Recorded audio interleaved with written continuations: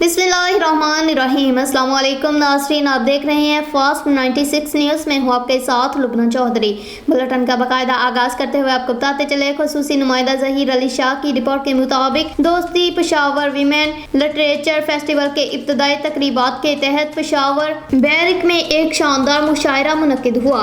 इस मुशायरे की सदारत खैबर पख्तूनख्वा के नामवर शायर और प्रोफेसर डॉक्टर नज़ीर तबस्सुम ने की। मुशायरे की इब्तदा में मॉडरेटर सद्दफ अमरीन ने नई उभरती हुई शायरा सकीना रवेश को बुलाया, जिसने अपनी खूबसूरत शायरी पेश की। इनके बाद शाहीन ने पश्तो की खूबसूरत गजल पेश की। शाहीन के बाद जैगम हुसैन ने अपनी उर्दू गजल पेश करके हाज़रीन महफिल से दाद वसूल की। मुशायरे की तीसरी शायरा डॉक्टर शाहदा सरदार ने अपनी खूबसूरत गजल पश्तो में पेश की। इसके बाद एक उर्दू गजल पेश करके सामीन से दादो तहसीन हासिल की। शाहिदा सरदार के बाद मोहतरमा समीना कादर ने अपनी शायरी जो पश्तो की दिलकश गजल की सूरत था पेश किया।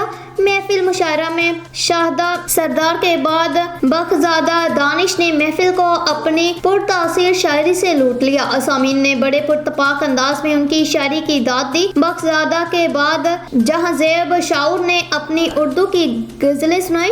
पेशावर के हर दिल अजीज शायर प्रोफेसर डॉक्टर इसहाक विर्दिक ने अपनी गजल खूबसूरत लहजे में सुनाई। इसहाक विर्दिक के बाद मोहतरमा बुशरा फरक ने अपने पुरलुत्फ शायरी पेश की। बुशरा फरक के बाद खालिद रऊफ कुरैशी ने अपनी गजल सुनाई। इनके बाद मेहमान खसूसी नासर अली सैयद ने अपनी शायरी से महफिल को गरमाया। आखिर में सदर महफिल ने मुशायरे में अपने ख्यालात का इजहार किया और अपनी शायरी से महफिल को चार चांद लगा दिए। इस मुशायरे की निजामत डॉक्टर सद्दफ अमरीन ने की। मुशायरे के इंतजामात डॉक्टर हामदा की सरकर्दगी में doctor Fariha, miss Sania Siraj, miss Tashfeen Zia, doctor Intal Zia और डॉक्टर जरमीना बलोच ने अदा की। यूं ही दरियाओं में सैलाब नहीं आते यार, पानियों में उसे छूने की लगन होती है। और एक आखिरी शेर सुनाती हूँ। तो हमें ज़्यादा इन्वॉल्व करना चाहिए। शेर व शायरी हो गई, तकरीरें हो गई, ताकि उनका ये वाला जो एस्पेक्ट है बच्चों का, उनकी ये वाली साइड जो है वो भी उभरे। वो भी इन चीज़ों को हमें पीछे नहीं छोड़ना चाहिए। सोशल मीडिया की तरफ बच्चों का रुझान ज़्यादा है, तो ऐसी एक्टिविटीज़ होनी चाहिए और इसमें बच्चों का इंटरेस्ट। एग्जीबिशन रखी हुई है जो नेशनल मॉल में होगी। बाकी का इवेंट जो होगा वो यूनिवर्सिटी के अंदर ही कंटिन्यू रहेगा। और एग्जीबिशन में हमने जो थीम रखी है वो नो मड नो लोटस है, जिसमें हर किस्म के आर्ट फॉर्म की रिप्रेजेंटेशन होगी और फ्लोरल आर्ट सोसाइटी भी हमारे साथ उसमें कंट्रीब्यूट फेस्टिवल का जो कि शहीद भी